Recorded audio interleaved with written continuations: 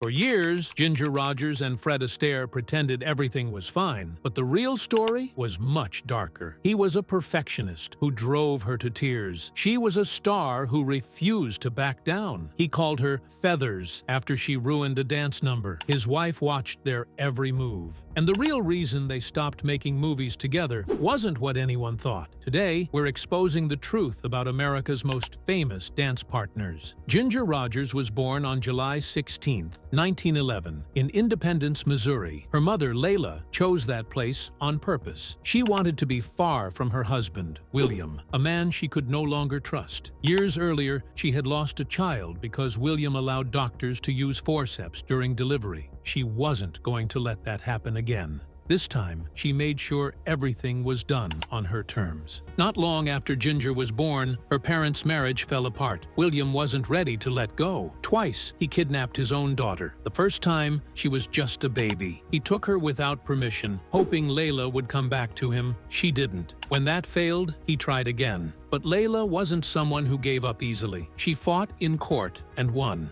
William was out of their lives for good. Layla had big plans for her daughter. After the divorce, they moved near Kansas City, where she pursued work as a scriptwriter. Ginger spent a lot of time with her grandparents, while Layla built a career. When Layla remarried in 1920, Ginger took her stepfather's last name. She was never legally adopted, but from then on, she was known as Ginger Rogers. Life in Fort Worth, Texas, was different. Layla worked as a theater critic, so Ginger grew up surrounded by the world of performance. She watched actors, listened to music, and soaked in everything around her. By the time she was a teenager, she wasn't just watching anymore. She was ready to be on stage herself. That moment came when she was 14. The Charleston dance was taking over the country, and a contest in Fort Worth was offering a prize, a spot on a vaudeville tour. Ginger entered, gave it everything she had, and won. That victory wasn't just a fun moment. It was the beginning of something much bigger. The prize was a 4-week contract on the interstate circuit, a touring show that traveled across the South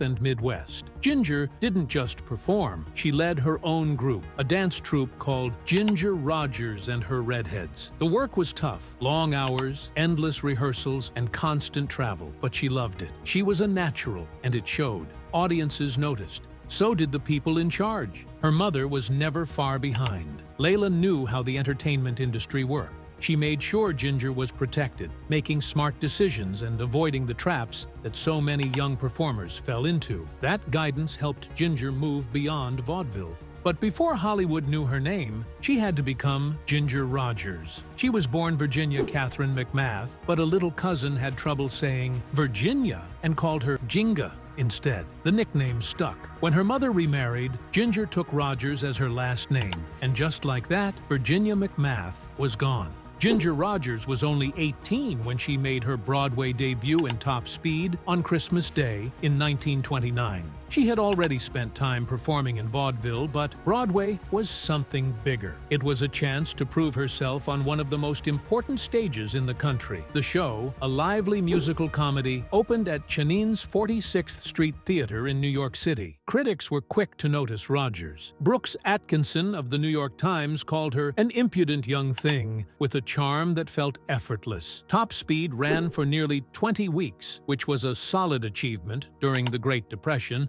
when many shows struggled to stay open. More importantly, it put Rogers in front of the right people. She had a presence that couldn't be ignored. Only 2 weeks after the show closed, she landed a role in a new George and Ira Gershwin musical. This one would change everything. The show was Girl Crazy, and Rogers was cast as Molly Gray, a small-town postmistress who wins the heart of a wealthy New Yorker. The production had everything: romance, humor, and a score filled with songs that would go on to become classics. Rogers was the first performer ever to sing Embraceable You, delivering it with a warmth that made audiences fall in love with both the song and her character. But it wasn't just her voice that stood out. She had a way of blending comedy and grace that felt completely natural. Something else happened during Girl Crazy, something that would become even more important later. Fred Astaire had been brought in to help with choreography. At the time, he was already already well known as a dancer, while Rogers was still an up-and-coming actress. They worked together briefly, but neither of them knew that just 4 years later, they would be paired on-screen in Flying Down to Rio, launching one of the greatest dance partnerships in film history. Girl Crazy was a hit, and Rogers was at the center of it. Practically overnight, she had become a Broadway star. She had proven she could act, sing, and hold an audience's attention with ease. Meanwhile, Ginger Rogers didn't just walk into Hollywood and become a star, she had to prove herself. And it all started in 1930 when she signed a 7-year contract with Paramount Pictures. She was only 19 when she made her film debut in Young Man of Manhattan, a romantic drama about a newlywed couple struggling with love and ambition. Rogers played Puff Randolph, a bold teenage flapper who wasn't afraid to shake things up. It was a small role, but she made it impossible to ignore. She sang 2 songs, stole every scene she was in, and delivered a single line that took on a life of its own.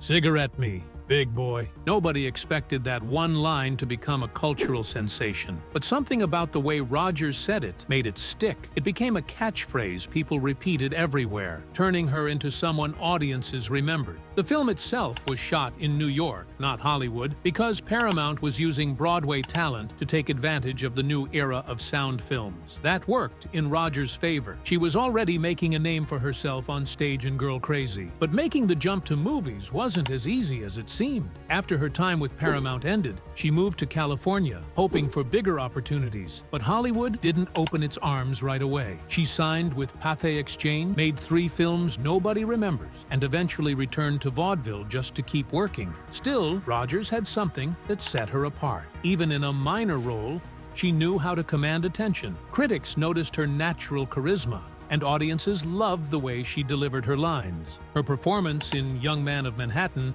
may not have been the biggest part of the film, but it was enough to show she had something special. Hollywood just needed to catch up. That one catchphrase, "Cigarette me, big boy," became more than just a funny line. It captured the rebellious energy of the Roaring '20s, a time when flappers like Puff Randolph represented a new kind of woman. Bold, confident, and unwilling to follow the rules. That attitude made Rogers stand out. And even though she was still finding her place in Hollywood, she was already making an impact. Saying that line wasn't as effortless as it looked. Rogers was still learning how to act on camera, and film sets were intimidating. Director Montabell pushed her to step outside her comfort zone, encouraging her to fully embrace Puff's personality. It worked. The result was a performance that stood out even next to established stars like Claudette Colbert. Critics took note, and audiences couldn't get enough of her. For Rogers, this was just the beginning. By 1933, she was done with forgettable roles. Warner Brothers gave her a real shot, casting her in 2 musicals that would change everything: 42nd Street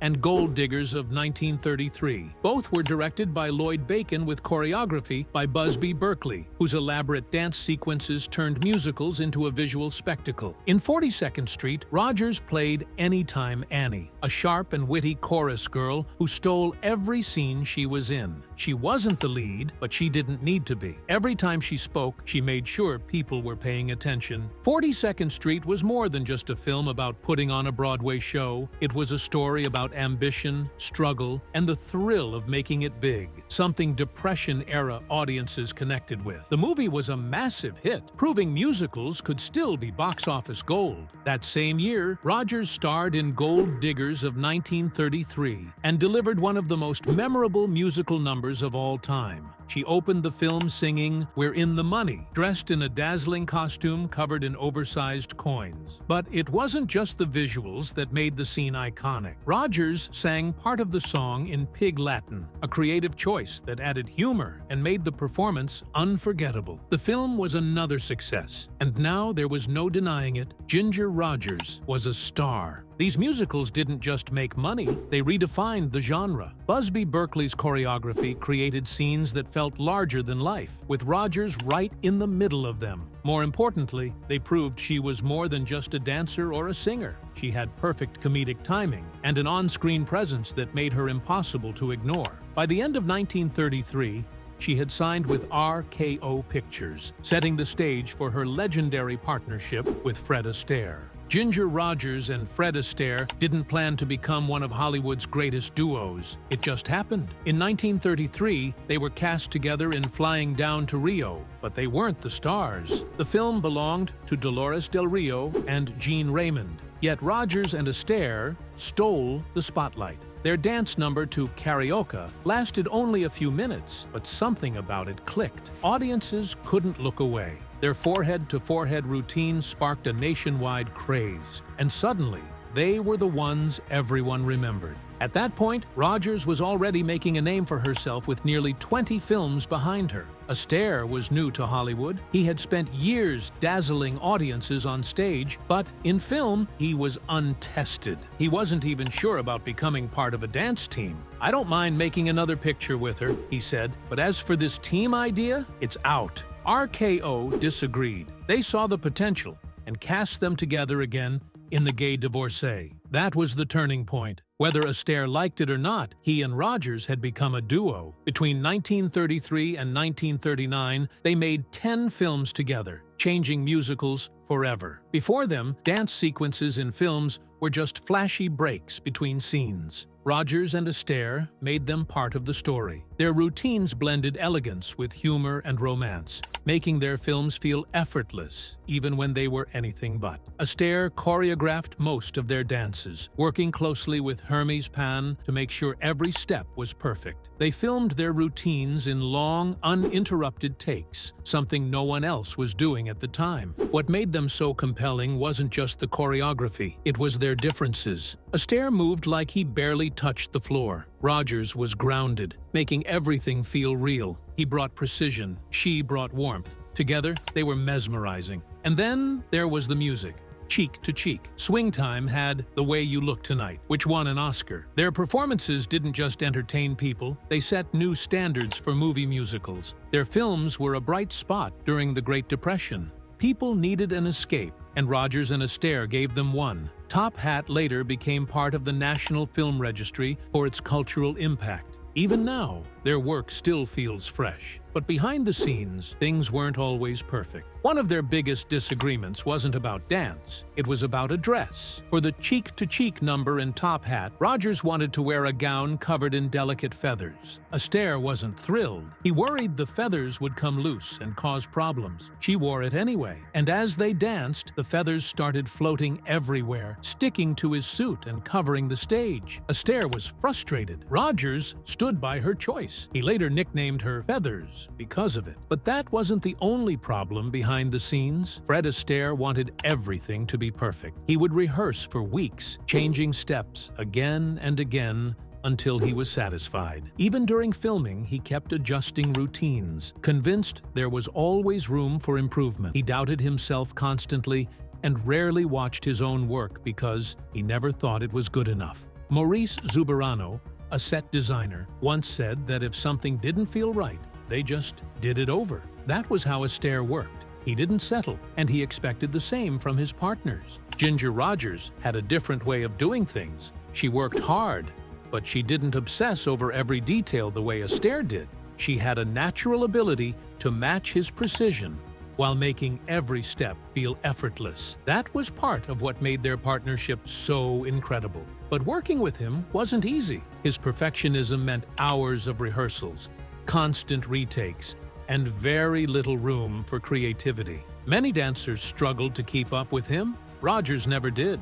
She never broke down or let the pressure get to her. That set her apart from the rest. For all their success, Rogers often felt overshadowed. Audiences and critics praised Astaire as the creative genius, the mastermind behind their routines. He choreographed many of their numbers, sometimes alongside Hermes Pan, and that reinforced the idea that he was the real star. Rogers knew her worth, though. She once said, "It's interesting that people refer to the Fred Astaire pictures, but you see, I was in them too." She wasn't just a dance partner, she was an actress, a performer who gave depth to their films in ways Astaire couldn't on his own. She fought for recognition, and she fought for fair pay. Hollywood in the 1930s wasn't kind to women when it came to salaries. Astaire's reputation gave him leverage in negotiations, Rogers had to push harder to get what she deserved. Her mother, Layla Rogers, played a key role in making sure Ginger received top billing, a rare achievement for female stars at the time. But even with her name up front, the pay gap remained. Rogers refused to back down. She turned down roles when she wasn't offered fair treatment, setting a precedent for actresses who came after her. Behind the scenes, there was another source of tension: Astaire's wife, Phyllis Potter. She was protective of their marriage and reportedly uncomfortable with how close Fred and Ginger appeared on screen. She would visit the set, sometimes knitting loudly in the corner, a subtle but pointed presence.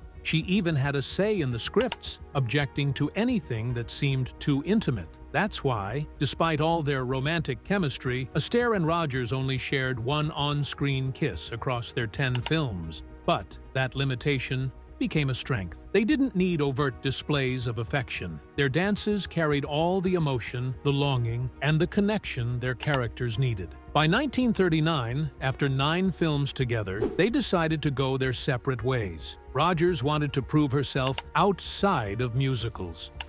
She soon won an Academy Award for Kitty Foyle, 1940, showing the world she was more than just a dancer. Astaire also moved on, partnering with other dancers like Eleanor Powell and Rita Hayworth, exploring new styles and collaborations. RKO Studios, struggling financially, was scaling back on musicals, which made their split even more inevitable. It wasn't a dramatic breakup, just a natural conclusion to an era. A decade later, they reunited for the Barclays of Broadway, 1949. It wasn't planned. Judy Garland was originally cast, but when she dropped out due to health issues, MGM called Rogers. It was their only Technicolor film together, and their first under MGM instead of RKO. Audiences welcomed them back with open arms. The magic was still there, and their performances reminded everyone why they had once been Hollywood's greatest dance duo. Their final number, "They Can't Take That Away From Me," was the perfect farewell. They never made another film together, but their legacy endured. They remained friends,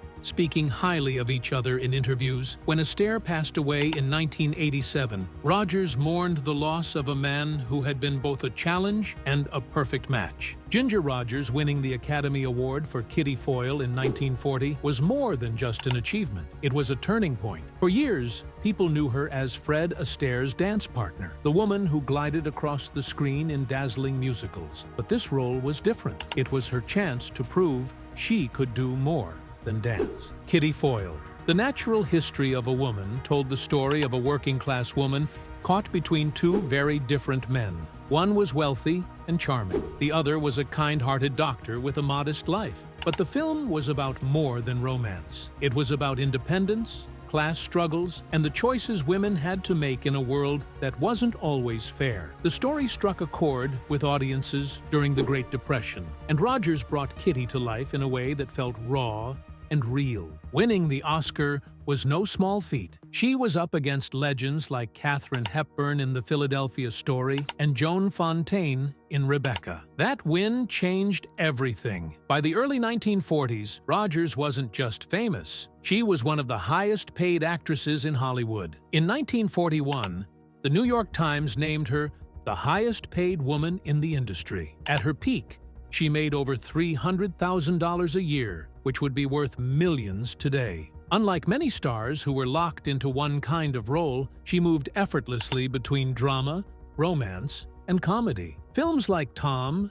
Dick and Harry, and Roxy Hart proved she had the timing, charm, and screen presence to shine in any genre. Her success was bigger than just money. It was proof that female stars could be just as bankable as men. Hollywood had always relied on big male actors to sell tickets, but Rogers showed that audiences would pay just as much to see a strong, talented woman take the lead. Comedy became one of her greatest strengths, and two of her most famous films, The Major and The Minor and Monkey Business, proved just how brilliant she was. The Major and the Minor was Billy Wilder's first American film, and it had a risky premise. Rogers played a woman who disguises herself as a 12-year-old girl to save money on a train ticket. It could have gone horribly wrong, but she made it work. She knew exactly how to balance humor with just the right amount of heart, and the film was a huge success. Years later, she starred alongside Cary Grant in Monkey Business, a wild screwball comedy about a scientist who accidentally discovers a formula that makes people act young again. The film was filled with slapstick humor and quick-witted dialogue,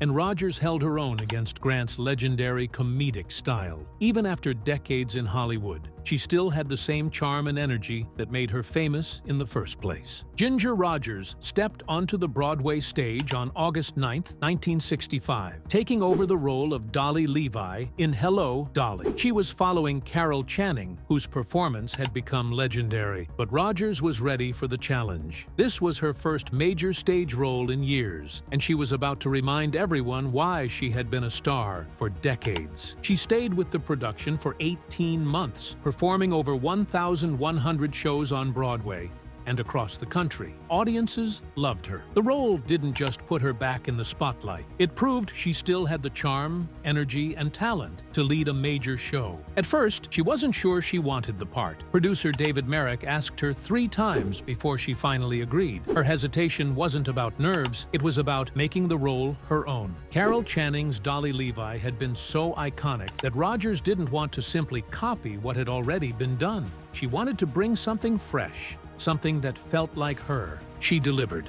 On opening night, the crowd erupted in applause. The New York Post reported that the audience stopped the show multiple times just to cheer. By the end, she took a dozen curtain calls. It was clear this was a perfect match. Taking on the role wasn't easy. She had little time to rehearse with the full cast, which meant learning fast. Her mother, Layla Rogers, played a huge role in helping her prepare. Despite the pressure, Rogers stepped onto that stage with confidence. She wasn't just filling in, she was owning the role. Critics praised her grace and warmth. Audiences kept coming back. Her success proved that she was still one of the greats. This was more than just another role. By the mid-1960s, many actresses her age were struggling to find meaningful work. But Rogers wasn't fading away. She was proving she could still lead a show and draw in crowds. It was a turning point, one that led her to an entirely new challenge. In 1985, at 74 years old, she made her stage directorial debut with an off-Broadway revival of Babes in Arms. It was a dream she had been waiting years to fulfill. The production, staged in Tarrytown, New York, featured a talented cast, including Broadway veterans like Donna Theodore and Randy Skinner. Rogers had always wanted to direct, and this was her chance to take everything she had learned over the years and bring it to life in a new way. She wanted to keep the spirit of the original 1937 musical while making it feel fresh. Critics noticed. They praised her for capturing the energy of the show and highlighting its timeless songs like My Funny Valentine and The Lady is a Tramp. Ginger Rogers had a life full of love, heartbreak, and career triumphs. She was married 5 times, each relationship bringing its own challenges. One of the most talked about was her marriage to actor Lou Ayres. They met while filming Don't Bet on Love in 1933, and Rogers had already admired him long before they became a couple. At the time, Ayres was known for his role in All Quiet on the Western Front, and his quiet charm drew her in. They married in 1934, but their careers kept them apart for long stretches. By 1936, they were already living separate lives, and by March 1940, their marriage was over. Ayres wasn't just another Hollywood star. He was deeply thoughtful and later became a conscientious objector during World War II. His decision to refuse military service made headlines and sparked controversy, but he stood by his beliefs. Rogers respected him, but their lives had already gone in different directions. Even after their divorce, they spoke well of each other, proof that their relationship had been built on more than just Hollywood glamour. Her next marriage, to Marine Corps officer and actor Jack Briggs, started in 1943 during the war. At first, their relationship seemed strong. Briggs admired her talent, and she found comfort in his steady personality. But over time, things shifted. Briggs started to feel like he was living in her shadow, known only as Ginger Rogers' husband. That was hard for him to accept. Rogers had no plans to step back from her career. By By the mid-1940s, she was one of the highest-paid actresses in Hollywood, making nearly $300,000 a year, an amount worth millions today. She had worked too hard to give up everything for a traditional marriage. But Briggs wanted a wife who would focus on home and family. That difference in priorities eventually led to their divorce in 1949. It wasn't easy, but Rogers never let marriage stand in the way of her ambition. Through every challenge, there was one person who always stood by her mother, Layla Rogers. She wasn't just a supportive parent. She was a trailblazer in her own right, one of the first women to enlist in the Marine Corps. She also played a huge role in shaping Rogers' career. As her manager, she handled contracts and even wrote material for her daughter's early performances. Some people saw Layla as controlling, but Rogers never saw it that way. She credited her mother for much of her success. When her marriages ended, Layla was there. When Hollywood tried to take advantage of her, Layla fought back. Their bond was so strong that Layla even co-wrote a children's book with Rogers as the main character. Their relationship was about more than business. It was about survival in an industry that didn't always treat women fairly. Meanwhile, Fred Astaire was a perfectionist, and Ginger Rogers admired that about him. She often said his dedication pushed their performances to another level. If something didn't feel right, he made sure they did it over. That drive wasn't just about dance. Astaire paid attention to every detail, even working on how the camera moved to capture their routines perfectly. Their partnership began with flying down to Rio in 1933. They weren't the leads, but their chemistry stood out. Soon they were starring in films like Top Hat and Swing Time, becoming Hollywood's most famous dance duo. But working with Astaire wasn't easy. During Cheek to Cheek, Rogers wore an ostrich feather gown that shed feathers as they danced. Astaire was frustrated and wanted her to change it. Rogers refused. In the end, the dress stayed, and it became one of the most famous costumes in film history. Rogers learned a lot from him. She said working with Astaire was both tough and rewarding. Their performances looked effortless, but behind the scenes, they rehearsed for hours. Years later, a phrase became connected to Rogers. "I did everything Fred did, only backwards and in high heels." She never actually said it first, but it captured the truth. Astaire danced in comfortable shoes. Rogers had to match his steps while wearing stilettos. She also had to look elegant while doing it, never showing the difficulty. On screen, they were perfect together. Off-screen, things were more complicated. They weren't close friends, but they respected each other. Rogers admitted they argued, but said it was never personal. "We never quarreled. We argued about something," which you do with anybody you're working a routine or dances with. One of their biggest arguments was over the feathered dress in Top Hat. Astaire thought it got in the way. Rogers insisted on wearing it. Their disagreements usually came down to different priorities. Astaire focused on precision. Rogers cared about style. But despite the occasional frustration, they both knew their partnership was something special. Over the years, people talked about tension between them, but Astaire denied it. At an event honoring Rogers, he said, "She's been such a wonderful partner. I've been denying the rumors for the last 20 years or more." After Astaire's death, Rogers made her feelings clear. "I just adored and admired Fred with all my heart. He was the best partner anyone could ever have." But despite all their success, Rogers sometimes felt overshadowed. She once said, "I've done very well on my own, but people do think of us as a team." It wasn't that she didn't love what they had created together. It was just that no matter how many films she starred in, or even winning an Academy Award for Kitty Foyle, people still saw her as part of a duo.